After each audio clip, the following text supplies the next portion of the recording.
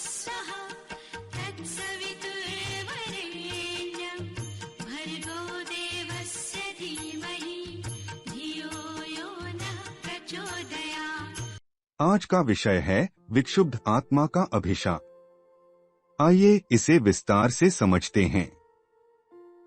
ऐसी ही एक और घटना है। अफ्रीका के नाइजीरिया देश में एक समय अंग्रेजों का उपनिवेश था।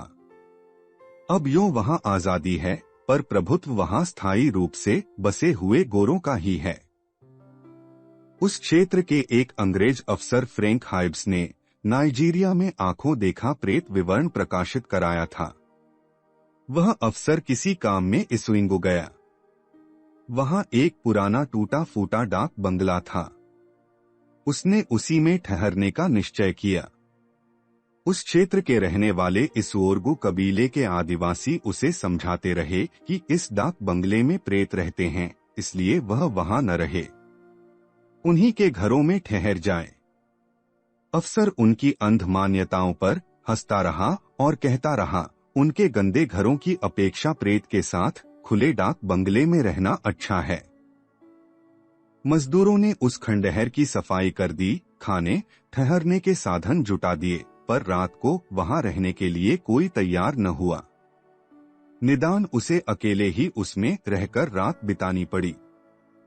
रात को 12 बजे तक वह सोता रहा, किंतु अर्धरात्रि होते ही किसी ने उसकी मच्छरदानी खींची।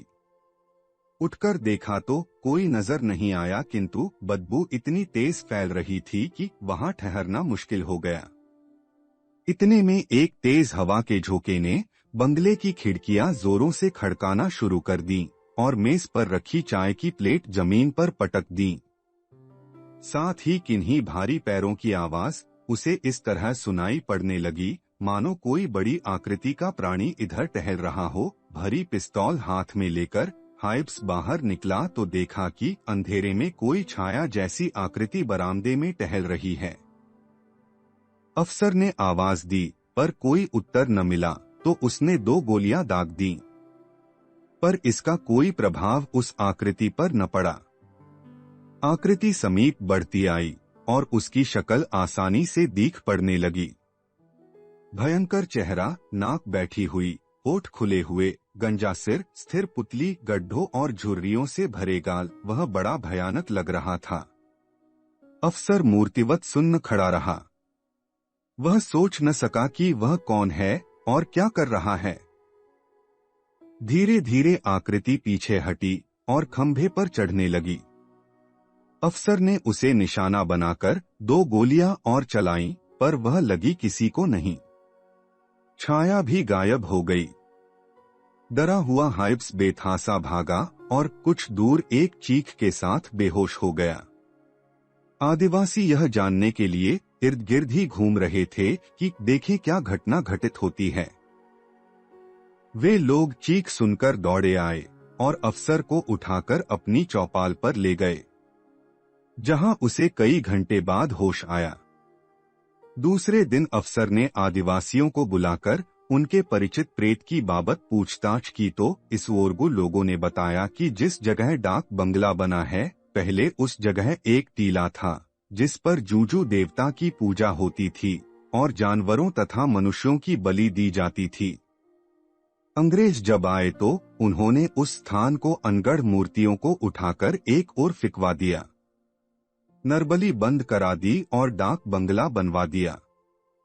इस पर उस क्षेत्र का देव पुरोहित बहुत बिगड़ा और अंग्रेजों के चले जाने पर गांव वालों को इकट्ठा करके बोला, डाक बंगले को जला दो और वहां फिर से देवता की पूजा आरंभ करो। भयभीत ग्रामवासी इसके लिए तैयार नहीं हुए। निराश पुरोहित क्रोध में उन्मत्त स्थिति में पागलों की तरह बड़बड़ाता और मंत्र पढ़ता हुआ उस डाक बंगले के चारों ओर चक्कर लगाता रहा और अंत में एक रस्सी से उसी के बरामदे में फांसी लगाकर मर गया। तब से अब तक उसी पुरोहित का प्रेत डाक बंगले में रहता है। कोई उधर जाने की हिम्मत नहीं करता। इससे पहले भी कोई अंग्रेज अफसर आया है और उसमें ठहरा है, तो उसे भी प्रेत ने रहने नहीं दिया है। उस बंगले में ठहरने वाले यह अनुभव करते रहे हैं कि विचित्र प्रकार की दुर्गंध उस बंगले के कमरों से आती है। उस भीषण उष्ण क्षेत्र में जहां रात को भी लोग हांफते रहते हैं, इस बंगले में कंपाने वाली ठंडक रहती है। बाहर हवा बिल्कुल ही बंद क्यों न हो, किंतु भीतर आंधी तूफान उठते रहते हैं। फ्रैंक हाइब्स ने इन सब बातों की जानकारी विस्तार पूर्वक प्राप्त की, और जब उसे डाक बंगले के भूते होने का विश्वास हो गया, तो भविष्य में किसी अवसर पर संकट न आए, यह ध्यान में रखते हुए उसमें अपने सामने आग लगवा दी और वह जलकर धराशायी हो गया। कितने आश्चर्य की बात है कि अग्निकांड के साथ भविष्यवाणी भी सिद्ध हुई। पुरोहित जब आदिवासियों को डाक बंगला जलाने के लिए तैयार न कर सका, तो उसने इतना ही कहा, अच्छा तुम मत जलाओ, पर देखना एक दिन वह किसी न किसी के द्वारा जलकर ही नष्ट होगा। सचमुच उस डाक बंगले का अंत वैसा ही हुआ। विक्षोभ जब अंतःकरण में आंधी की तरह बहता है, तो यह मृत्यु के बाद भी सक्रिय रहता है। इसीलिए विक्षोभ, उद्वेग की मनःस्थिति से बचकर रहने का शिक्षण परामर्श विवेकशील मनीषी सदैव देते रहे हैं। धार्मिक शिक्षण का प्रयोजन ही व्यक्ति को सुख शांति की जननी सुविकसित मनोभूमि का निर्माण स्वयं करने की प्रेरणा देना है। आक्रोश आवेश की अधिकता सामाजिक और पारिवारिक जीवन को ही अस्त व्यस्त नहीं कर देती, अपितु व्यक्ति चेतना में संस्कार रूप में घुसकर उसका पारलौकिक जीवन तक कष्टकारक बना डालती है। घृणा और रोष की स्थिति में मरने वाले अक्सर प्रतिपक्षी को कष्ट देते हैं।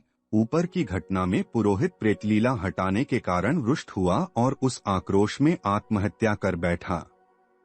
मरने के बाद भी वह शांत नहीं हुआ और उद्विग्न आत्मा उस टीले की जगह घने डाक बंगले को अपनी प्रतिहिंसा का केंद्र बनाए रही। ऐसे ही विक्षुब्ध प्रेतों का वर्णन लंदन के प्रसिद्ध टावर के संदर्भ में आता है। सन 1864 की ठंड की रात्रि की एक घटना है। राजा की शाही राइफल कोर्स का एक संतरी विलियम पहरा दे रहा था। उसने टावर के बंद दरवाजे के मध्य से धुंधलके के मध्य एक सफेद आकृति को अपनी ओर आते देखा। उसने चेतावनी दी, हाल्ट। 2 बार दोहराने पर भी वह रुकी नहीं और उसकी राइफल का बेयोनेट उस छाया के मध्य से निकल गया। यहीं विलियम बेहोश हो गया। जहां वह गिरा, यह वही स्थान था जहां रानी एने बोलेन को हेनरी 7 के समय में फांसी दी गई थी। कुछ दिनों बाद उस पहरेदार की मृत्यु हो गई। हेनरी 8 भी उसी महल में रहे थे एवं यहीं पास में उन्हें दफनाया गया था। उनकी भयंकर आकृति अक्सर टावर में वहां के अधिकारियों ने घूमती देखी। इस समय 30 लाख पर्यटक हर वर्ष इस ऐतिहासिक टावर को देखने आते हैं। सन 1078 ईस्वी से कई राजाओं व उनके परिवार का इतिहास इसी टावर से जुड़ा है। राजगद्दी के झगड़ों में इनमें से कई ने हत्याएं की व कुछ ने आत्महत्या। इन सभी के प्रेत यदा कदा किसी न किसी ने वहां देखे ही हैं। इन प्रेतों की शांति हेतु एक पादरी ने सन 1854 में एक ईसाई कर्मकांड भी किया, जिसके बाद घटनाओं में कुछ कमी तो आई, पर सिलसिला अभी जारी है। भारतीय दर्शन की इस मान्यता के समर्थन में ऐसी अनगिनत घटनाएं हैं जो स्पष्ट करती हैं कि मनुष्य को इस जीवन में अपने आप को आकांक्षाओं, वासनाओं के अतिरेकी आवेग से मुक्त करने का प्रयत्न करना ही चाहिए, अन्यथा मरणोत्तर अवधि में भी ये कुसंस्कार और कुप्रवृत्तियां जीवन को भारभूत निरानंद बनाए रखेंगी तथा व्यर्थ के भटकाव का कारण बनेंगी। इस पुस्तक के अन्य अध्याय सुनने के लिए डिस्क्रिप्शन बॉक्स में दिए गए लिंक पर क्लिक करें। For more videos visit our channel. Please like, share and subscribe.